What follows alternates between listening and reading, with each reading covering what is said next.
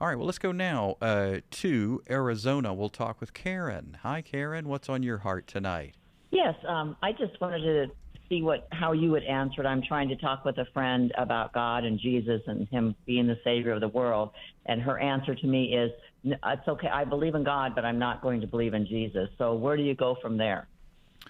Well, I don't know that you're going to fix a person in that regard. I mean, where I would go from there is simply to continue to share what Jesus means to you.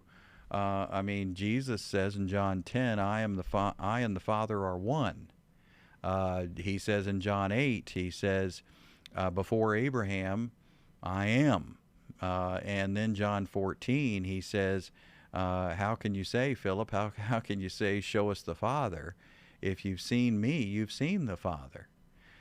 So, I think maybe the logical next question might be, well, who is Jesus then? And that would be fun to see what your friend says. Who is Jesus? And if she or he says Jesus is a rabbi, or Jesus is a nice teacher, or Jesus is a good person, you can say, well, do good people claim to be God? Do smart and insightful and accurate rabbis claim to be deity? Uh, do good teachers say that they created the world? Do sound minded, respectable persons say that they existed eternally before Abraham?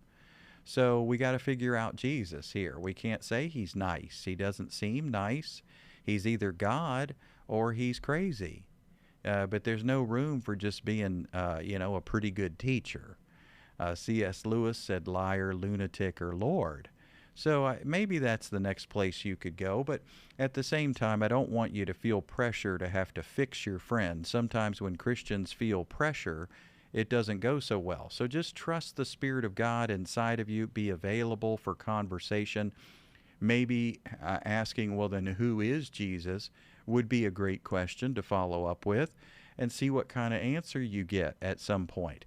But, if it's a conversation where you want to try to be right and he or she wants to be right, and it's just a debate and nobody's really looking for help and nobody's really looking for answers, then it's not going to go really far anyway. So all I can say is be sensitive to the moment, be sensitive to God's Spirit living in you. And at the right time, in the right way, you could say, well, who do you think Jesus is? And then just be ready to have some of these quotes ready where Jesus is sharing about his own identity. I and the Father are one. If you've seen me, you've seen the Father. Before Abraham, I am. And so, Thomas says, my Lord and my God. And Jesus certainly doesn't correct him. So, a good teacher would clear that one up if he was just a good teacher. A rabbi, a Jewish rabbi, would just clear that one up if that's all he was. So there's no room for Jesus just being kind of a sweet guy. And that's the problem when we don't really decide who is Jesus. We need to decide, is he a liar? Is he a crazy person? Or is he actually who he claimed to be? Because those are the only logical choices. So, Karen, I hope that helps, and reach out to us again anytime there in Arizona. Great to hear from you.